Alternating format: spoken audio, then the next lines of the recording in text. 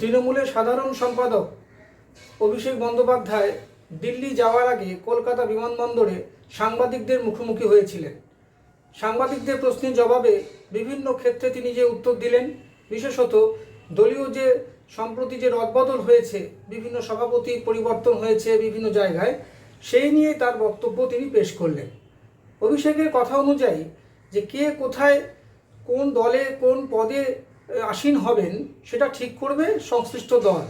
BJP নিশ্চয়ই ঠিক করবে না যে বীরভূমে কে সভাপতি হবে, কে উত্তর কলকাতা সভাপতি হবে, এটা তো নিশ্চয়ই বিজেপি ঠিক করবে না, এটা তৃণমূলই ঠিক করবে। আর তৃণমূলই ঠিক করেছে। কারোর ক্ষমতা খর্ব হয়েছে বা কেউ কোনো পুরস্কার পেয়েছে এরকম ধারণা করাও ঠিক নয়। কারণ কোনো একজন ব্যক্তি একটা পদে ছিলেন, তাকে হয়তো অন্য ক্ষেত্রে পার্টি তাকে কাজে লাগাবে, আবার দেখা গেল যে হয়তো অন্য ক্ষেত্রে ছিলেন, তাকে হয়তো এই পদে তাকে নিয়ে আসা হলো। এটা তো যে কোনো দলই হয়ে থাকে, এটা একটা দলের অভ্যন্তরীণ বিষয়, এটা একটা অভ্যন্তরীণ গণতন্ত্র। সুতরাং এই বিষয়ে বিরোধী দল বিজেপি, সিপিএম এদের কথা বলার কোনো অধিকার নেই। কারণ তৃণমূল জানে, তৃণমূলের নেতৃত্ব জানে, লক্ষ্য রাখছে দলের প্রতি, কে কোথায় সুইটেবল সেটা একমাত্র দলই ঠিক করবে।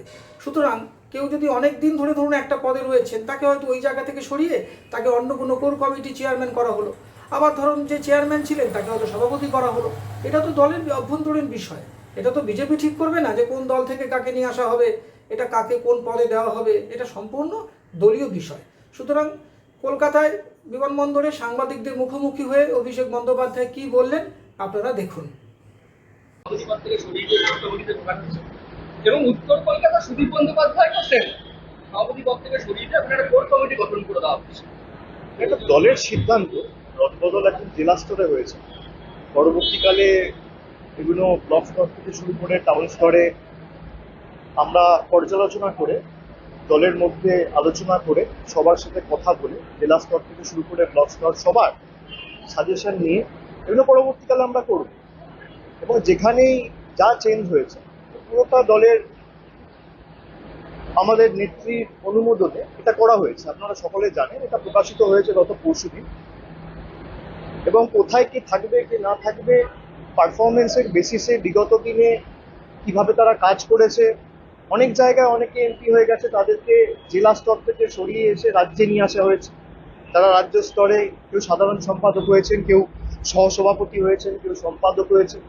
যারা এতদিন জেলা স্তরে কাজ করেছিলেন তারা রাজ্য স্তরে কাজ করবে।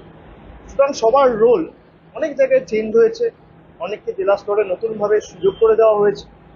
যারা হয়তো খুব ভালো প্রচেষ্টা করেছে কিন্তু আশানুরূপ বা প্রত্যাশিত হয়তো আমরা ফল করতে পারিনি, কিন্তু পরিশ্রমের কোনো কমি রাখেনি, তাদেরকেও আমরা পুরস্কৃত করেছি অনেক জায়গায়।